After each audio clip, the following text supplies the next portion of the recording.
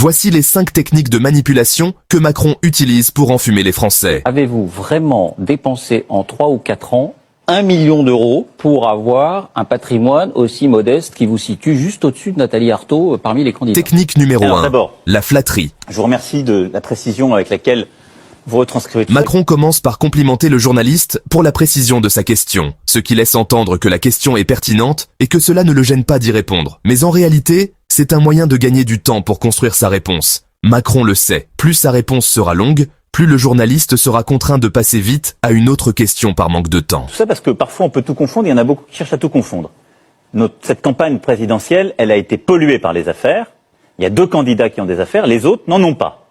Non mais, c'est important de le rappeler. Je ne fais aucun amalgame. Technique numéro 2, le redéploiement. Sans jamais répondre directement, il détourne l'attention en pointant du doigt d'autres candidats. La question, initialement bien ciblée, devient floue tout à coup et mérite quelques précisions. Macron se met en valeur indirectement, il suggère que lui seul est intègre, contrairement à ses 2 adversaires principaux. Deuxième chose, j'ai bien gagné ma vie quand j'ai travaillé dans le secteur privé.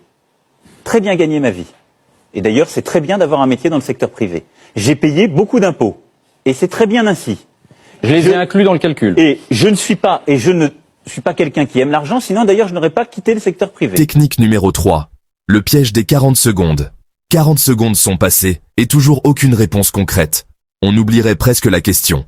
Si Léa Salamé ne venait pas la relancer. C'est pas la question. Non, mais je vous le dis les choses parce que moi j'ai le droit de le remettre dans le contexte, c'est encore mon droit. C'est pas la question, mais c'est ma réponse. Et ça va être ma réponse jusqu'au bout. Pris au dépourvu, Macron se retrouve alors obligé de répondre 50 secondes après le début de son intervention. Troisième chose, malheureusement vous ne prenez pas en compte dans votre calcul le fait que j'ai fait aussi des travaux dans ce qui était la maison que j'ai, ce qui a été d'ailleurs pris en compte et ce qui a été transcrit à la haute autorité. Elle en a eu à connaître, simplement elle ne le rend pas public. Technique numéro 4. La débâcle de l'improvisation. À ce moment précis, il perd le contrôle. Sa réponse se fait hésitante et se transforme en une avalanche d'explications confuses. Un peu comme un élève qui n'aurait pas fait ses devoirs et qui tente tout et n'importe quoi pour se justifier devant son professeur. Les travaux font augmenter la valeur d'un patrimoine. Et c'est bien pour ça que ce patrimoine a augmenté dans sa valeur nette, mais que j'avais beaucoup d'endettement. Technique numéro 5.